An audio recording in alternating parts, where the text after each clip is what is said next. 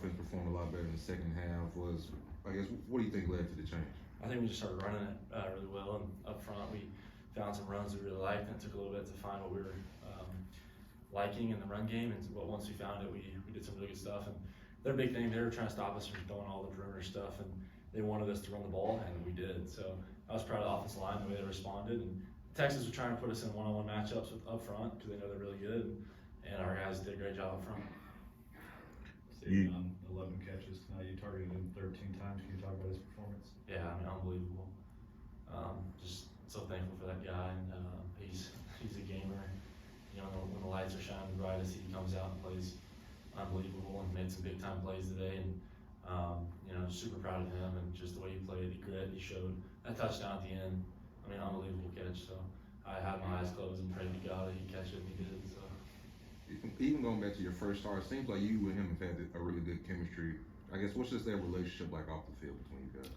Yeah, you know, he's a great person. You know, that's the first thing about Savion is he's a team guy. He's never come over and throw his helmet because he can get the ball. And you love the guys like that as a quarterback because, you know, when guys are on you about getting the ball, sometimes it's tough to manage all that. But Savion's he's an unbelievable teammate, unbelievable player, great guy, great dad. And I'm just thankful for that guy and what he means to me. He's unbelievable. Josh, how much confidence you playing with right now?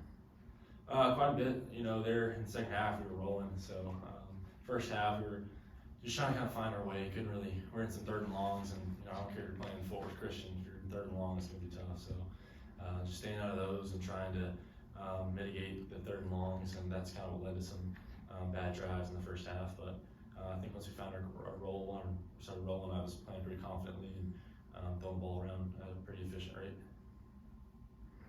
What was Coach Browse kind of giving you advice on in the second half to let you be so successful? Yeah, you know, it was just doing my job. You know, throwing to the guy that's open and not trying to do too much. You know, I made a mistake in the second half that it cost us big time, and you know, I hate it. I got to get fixed. So tried to do too much and make a throw that, you know, not even Jesus Christ himself should try and make. So just dumping it down the flat would probably be the better decision, and just got to move on and make better decisions in those kind of moments.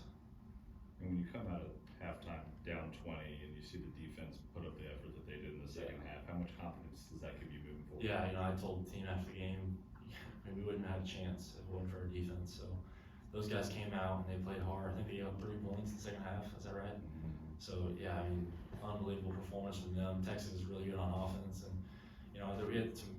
You know, you never blame anything on the referees. You always just blame it on yourself, because there's plenty of opportunities we had to make plays. But I thought there were some, you know, poor calls on our defensive guys. You know, pass interference stuff, and you know, that was all bad to see. But you know, I thought they played hard. Thought they played really well, and just really proud of those guys. How encouraging was just the second half performance in general? Do you think that'll carry over? Do you hope that'll carry over to the Baylor game? Yeah, for sure. You know, you know, Texas is a really good football team, and we went out the second half and played our best half of football, arguably.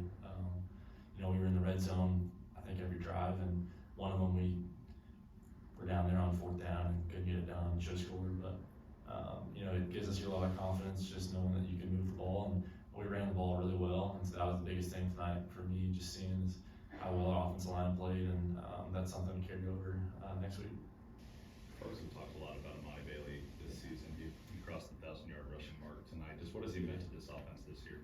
Yeah, he's one of those guys that he's gonna pound the rock, and he's gonna run tough every single time he touches the ball, and he means a lot to us. And you know, we wouldn't be the same offense without him. And I know going forward, he's gonna be a huge part of this offense. And so just thankful for him. And you know, he's a great player, great teammate, like Savion. I mean, you got some great guys. So this is, you know, obviously we lost, and I'm not into moral victories, but this is something to build off of in my mind. I feel like you can learn from everything. I feel like tonight's something we can learn from. Just continue to fight and scrap and move forward. So just proud of this team, man. We've had some ups and downs, and you know, no one's pointing fingers, no one's in there yelling, screaming. We're just all looking at ourselves and wondering how we can get better. So just proud of you guys. What'd you think of JP's catch when he was basically on his back? I haven't seen it. I didn't see it. I heard it was awesome. I was looking at the stars. So, but they brought the pressure on that one. I just tried to get it out. They brought rock. So I was hoping he'd be in the right spot, and he was apparently. So You've had a few starts under your belt. Was that the toughest defensive line you think you've seen this year? yeah, they're inside. They're inside guys are really talented guys, and outside they're really long and fast. So I'd say D-line wise they were really good, and obviously K-State's good up front too. But yeah, and then everybody playing Big 12 has long, good players. So, but yeah, Texas was good up front. We'll go 2 more questions if you haven't. You faced some really good teams these last 3 games. Just how much does that kind of just force you to kind of grow as a player?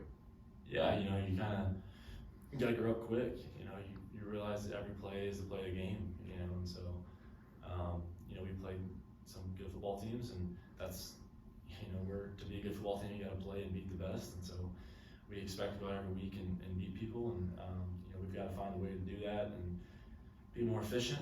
But yeah, it's just facing the teams we faced the last couple games. It's we've been in some close ones and had some chances to win some games and just couldn't pull it off. So it's frustrating, and it's definitely disappointing. But we're gonna keep fighting and keep scrapping.